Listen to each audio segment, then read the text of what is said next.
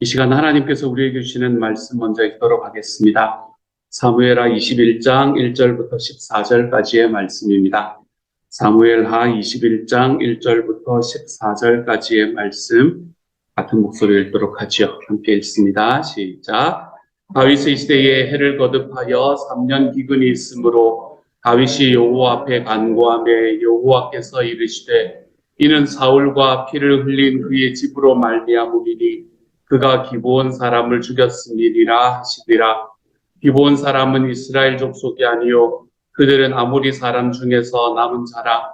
이스라엘 족속들이 전에 그들에게 맹세하였거늘 사울이 이스라엘과 유다 족속을 위하여 열심히 있으므로 그들을 죽이고자 하였더라. 이에 왕이 기브온 사람을 불러 그들에게 물으니라. 다윗이 그들에게 묻되 내가 너희를 위하여 어떻게 하랴? 내가 어떻게 속죄하여야 너희가 여호와의 기업을 위하여 복을 빌겠느냐 하니 기브온 사람이 그에게 대답하되 사울과 그의 집과 우리 사이의 문제는 은금에 있지 아니하오며 이스라엘 가운데서 사람을 죽이는 문제도 우리에게 있지 아니하니이다 하니라. 왕이 이르되 너희가 말하는 대로 시행하리라. 그들이 왕께 아뢰되 우리를 학살하였고 또 우리를 멸하여 이스라엘 영토 내에 머물지 못하게 하려고 오해한 사람의 자손 7사람을 우리에게 내주소서. 여호와께서 택하신 사울의 고을 기브아에서 우리가 그들을 여호와 앞에서 목매어 달겠나이다 하니 왕이 이르되 내가 내주리라 하니라.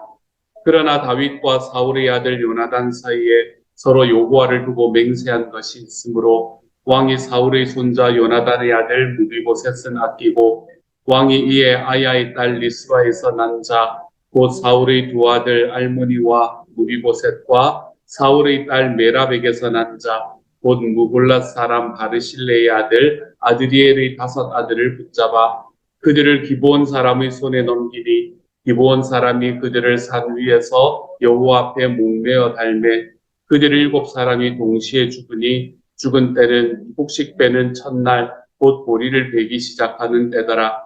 아야의 딸 리스바가 굵은 배를 가져다가 자기를 위하여 바위 위에 펴고 곡식 베기 시작할 때부터 하늘에서 비가 시체에 쏟아지기까지 그 시체에 낮에는 공중의 새가 앉지 못하게 하고 밤에는 들짐승이 범하지 못하게 한지라. 이에 아야의 딸 사울의 첩 리스바가 행한 일이 다윗에게 알려지매 다윗이 가서 사울의 뼈와 그의 아들 요나단의 뼈를 길르앗 야베스 사람에게서 가져가니 이는 전에 블레셋 사람들이 사울을 길보아에서 죽여 블레셋 사람들이 벳산 거리에 매단 것을 그들이 가만히 가져온 것이라. 다윗이 그곳에서 사울의 뼈와 그의 아들 요나단의 뼈를 가지고 올라오매 사람들이 그 달려 죽은 자들의 뼈를 거두어다가 사울과 그의 아들 요나단의 뼈와 함께 베냐민 땅 셀라에서 그의 아버지 히스의 묘에 장사하되 모두 왕의 명령을 따라 행하니라. 그 후에야 하나님이 그 땅을 위한 기도를 들으시니라. 아멘. 아멘이라고 하기가 좀 두려운 말씀, 오늘의 말씀으로 우리에게 왔습니다. 오늘의 1절의 말씀을 보면 다윗의 시대에 3년 동안 기근이 들었다라고 이야기를 합니다. 이 사건은 다윗 통치의 초기에 있었던 것인지 아니면 후기에 있었던 것인지는 정확하지 않습니다. 하지만 그때 당시에 기근이 든다라는 것은 사실 1년만 기근이 들어도 왕의 자리가 위태위태한 그런 상황이었는데 3년을 연장으로 기근이 들었다라는 것은 분명히 평범하지 않은 일이다라는 게 너무 분명한 사건이었습니다. 그렇기 때문에 다윗은 하나님 앞에 간구합니다. 아마도 그 원인이 무엇인가라는 걸 하나님 앞에 여쭙기도 했을 것이고 또한 하나님께서 은혜를 베풀어 주셔서 비를 내리게 해달라라고 간구하기도 했었을 것입니다. 그런데 이러한 다윗의 이야기에 하나님께서 뜻밖의 이야기를 하십니다. 사울이 기브온 사람을 죽였기 때문에 기근이 임했다라고 이야기를 하는 겁니다. 굉장히 뜻밖의 이야기입니다. 이런 이유로 기근이 들었을 것이라고는 사실은 누구도 상상을 하지 못했던 일이었을 겁니다. 지금도 우리는 이 일을 이해하기가 쉽지 않습니다. 여러분, 사울이 잘못했으면 누구의 때에 기근이 와야 되나 하면 사울의 때에 기근이 와야 될 거 아닙니까? 그렇죠? 근데 사울이 잘못했으면 사울의 시대의 기근이 임해야 되는 게 너무나 분명한데 지금 사울의 잘못으로 인해 다윗 시대에 기근이 발생한 것, 이것은 좀 맞지 않는다고 느껴지지 않습니까? 그렇기 때문에 이것은 그때 당시에도 지금에도 이해하기가 그렇게 쉽지만은 않습니다. 그렇기 때문에 어떤 학자들은 이 사건이 사울의 후손을 제거하기 위한 다윗의 계략이었다라고 말하는 사람조차 있을 만큼 이 사건은 우리가 그냥 보더라도 이해하기가 쉽지 않은 사건임은 분명합니다. 당시에 신이 이제 모든 것을 이끈다라고 이야기하는 신정시대였던 고대 이스라엘과는 우리는 좀 다른 시대에 살아가고 있습니다. 기근이나 질병 이런 것들을 바라보면서 이것이 곧바로 하나님께서 하셨다라고 이야기를 하는 것은 우리가 조금 조심해야 될 필요가 있기는 합니다.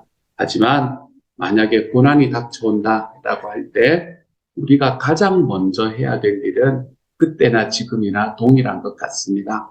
우리의 삶에 고난이 닥쳐올 때 그것이 곧바로 하나님으로부터 왔다라고 이야기하면서 내가 다른 것이 아니라 기도로 이거를 뚫어나가리라 라고 곧바로 연결하는 것은 여러분 지금은 우리가 조금 주의해야 될 일일지도 모르지만 그럼에도 불구하고 고난이 닥쳐올 때 가장 먼저 해야 될 일은 혹시 나에게 회개해야 될 일이 죄가 있지 않는가라는 것을 돌아보는 것은 그때나 지금이나 동일한 일인 것만 같습니다. 우리의 삶에 고난이 올 때 우리의 삶의 고난에는 여러 가지 이유가 있을 수 있습니다. 하지만 그 고난 속에서 내가 하나님 앞에 죄를 지은 것은 없는가? 내가 하나님 앞에 회개해야 이 고난이 끝이 나는 순간은 없는가? 우리가 그것을 먼저 생각을 해볼 줄 알아야 됩니다. 왜냐하면 하나님께서는 고난을 통해서 우리에게 말씀하시기 때문에 그렇습니다. 우리가 살아가는 삶의 고난은 그냥 우리에게 주어지는 것이 아니라 우리에게 하나님이 말씀하시는 통로입니다. 그 하나님이 말씀하시는 통로 속에서 내가 잘못을 범한 일이나 마음에 걸리는 일이 생각난다. 그러실 때는 하나님께 회개하고 바로잡을 수 있는 삶을 살아가야 하겠습니다. 다른 사람에게 잘못한 일이 있으면 용서를 구하며 살아가야 하겠습니다. 하나님께서는 그것을 깨닫게 하시는 의도가 있으셨다라고 이야기하실 때에 우리가 주님 앞에서 그것을 깨닫는 순간에 우리를 회복시켜 줄 것, 우리가 고난 속에서 회복될 것이 바로 그 순간이 될 것임을 우리가 믿기 때문입니다. 사랑하는 여러분, 우리의 모든 고난이 다 하나님께로부터 온다라고 할 수는 없을지라도 우리의 삶에 있는 고난 속에서 내가 우리 하나님 앞에 죄가 있지는 않는다라는 걸 늘 돌아보며 살아볼 수 있는 하나님의 사람이 되어 가시기를 소망합니다. 그래서 우리가 주님 앞에 회개하며 살아가는 것이 우리에게 좀 일상이 되어 볼 수 있는 하나님의 사람이 되어 가시기를 우리 주님 이름으로 축복합니다.